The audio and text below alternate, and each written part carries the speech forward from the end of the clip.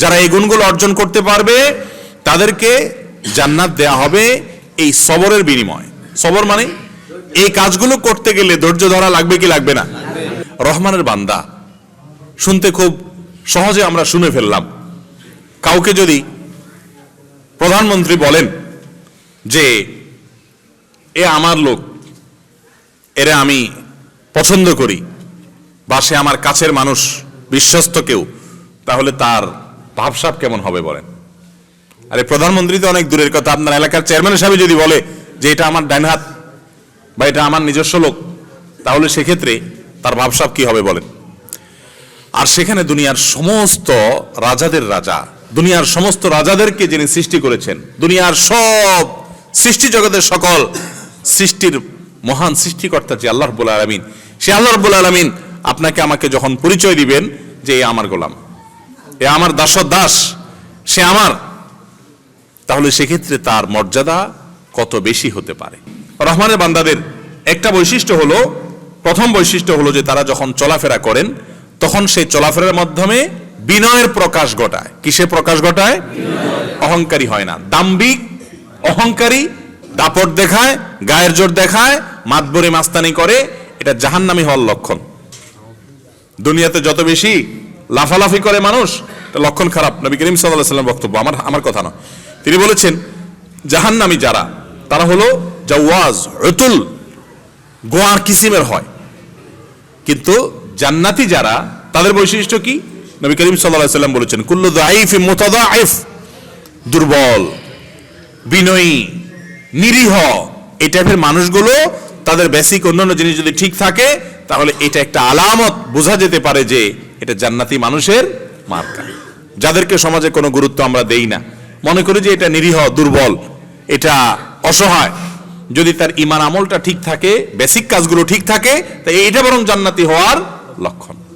অতএব ভাইরা আমার, রহমানের বান্দাদের প্রথম বৈশিষ্ট্যটাই হলো বিনয়। চলাফেরার মধ্যে কি প্রকাশ পাবে?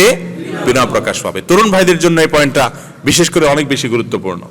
বয়স যখন তাগড়া থাকে, গায়ে যখন জোর থাকে, বন্ধু বান্ধব যখন সাথে থাকে, তখন চলাফেরার মধ্যে এক ধরনের ভাবসাব চলে আসে, ঠিক না? মানুষকে মানুষ মনে করেন না। বাজার দিয়ে যান, 4-5 বন্ধু বান্ধব একসাথে আসে, তো সেখানে কোন রিক্সাওয়ালা বেচারা হয়তো একটু আপনার গায়ের সাথে একটু হালকা লেগে গেছে অসতর্কতার কারণে, তো কি করেন তখন? যত পাওয়ার আছে সব দেখান।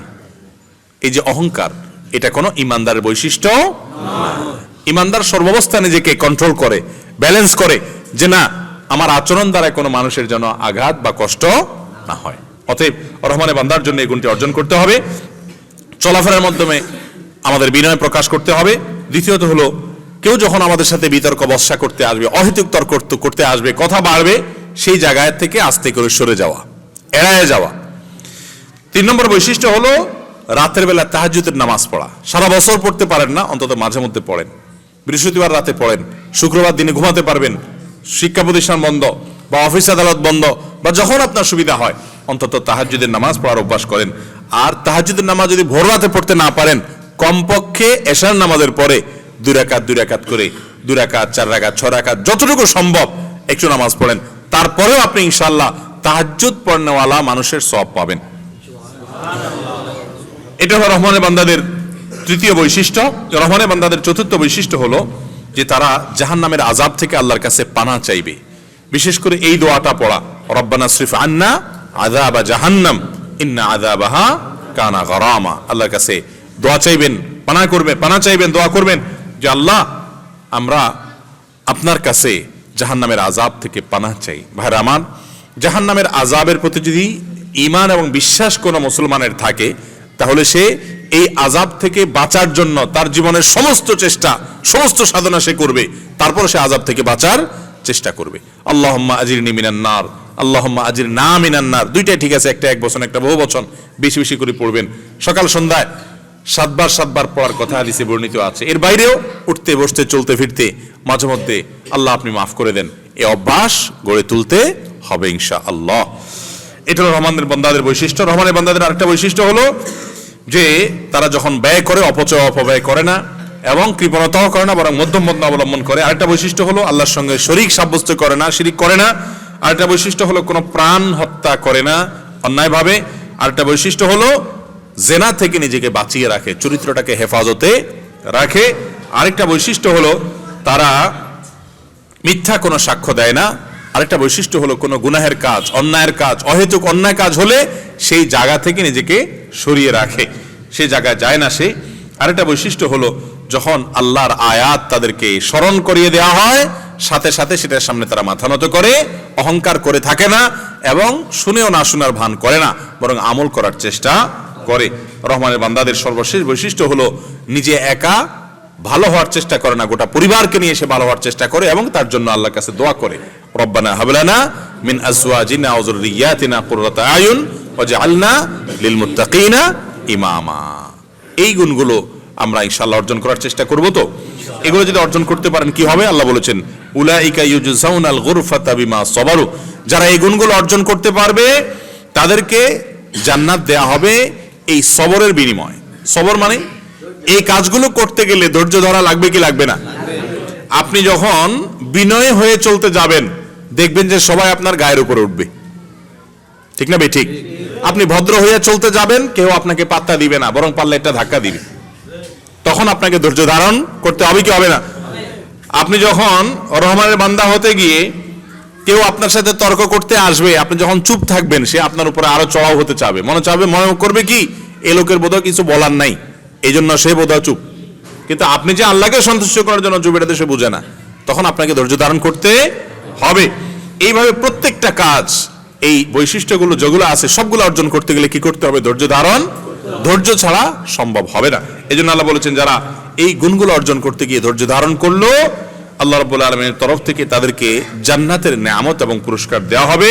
ওয়ায়ুলাক্কাউনা ফিহা তাহিয়াতাও ওয়া সালামা, তারা সেখানে আল্লাহর তরফ থেকে ফেরেশতাদের মাধ্যমে অভিবাদন পাবে, সালাম পাবে, অনন্ত অসীমকালের শান্তি পাবে। মুহতারাম হাজরিন, দুনিয়ার এই সুখ এবং শান্তি এটা খুব সীমিত সময়ের জন্য, দেখতে দেখতে পার হয়ে যাচ্ছে, পার হয়ে যাবে। আপনাদের এই এলাকাতে কত মানুষ আপনারা দেখেছেন অনেক সম্পদওয়ালা ছিলেন, অনেক দিক থেকে সুখী ছিলেন, কিন্তু তাদের সুখ চিরকাল তারা ভোগ করতে পারেন নাই, বরং একটা সময় দুনিয়াকে গুড বাই জানিয়ে সব কিছুকে ফেলে রেখে চলে যেতে হয়েছে। কেউ ফিরে আসছে? একজন আসছে? আসবে কেউ? আমাদের গন্তব্য কি? ভিন্ন কোনোটা আছে? আমরাও তাদের ওই পথে যেতে হবে, চাই বা না চাই। অতএব যে কথাগুলো বললাম আল্লাহর কোরআন থেকে, এই কথাগুলো যদি আমরা মানি তাহলে ওই গন্তব্যের পরবর্তী জীবনে আল্লাহ তাআলা আমাদেরকে সুখ শান্তি দিবেন। আর যদি না মানি তাহলে দুনিয়ার এই সামান্য সময় দেখতে দেখতে পার হয়ে যাবে। এই সময়টাতে হয়তো সুখ পাইতেও পারি, নাও পাইতে পারি, কিন্তু যদিও সুখ পাই সেটা যে এক সময় ফেলে রেখে চলে যেতে হবে সেটার ব্যাপারে সন্দেহ কোনো পাগলেরও নাই। অতএব আখিরাতের জন্য পাথেয় সংগ্রহ করতে হবে। দুনিয়াতে আখিরাতের পাথেয় সংগ্রহ করা মানুষগুলোকে সমাজের মানুষ মনে করে বোকা শোকা, বুঝে না। আর যারা পয়সা করে কামাই করে, মনে করেন একজনের ছেলে ঢাকায় গেছে বহুত কষ্টে কোনো দোকানে চাকরি নিয়া, এরপরে 2-10 বছর 20 বছর থাকার পর মাশাআল্লাহ নিজে 2-4-5টা দোকানের মালিক হয়েছে, 2-4টা গাড়ি বাড়ির মালিক হয়েছে, লাখ লাখ কোটি কোটি টাকার মালিক হয়েছে। এখন সম্পদ আর সম্পদ। পুরো এলাকার মানুষ কি বলে?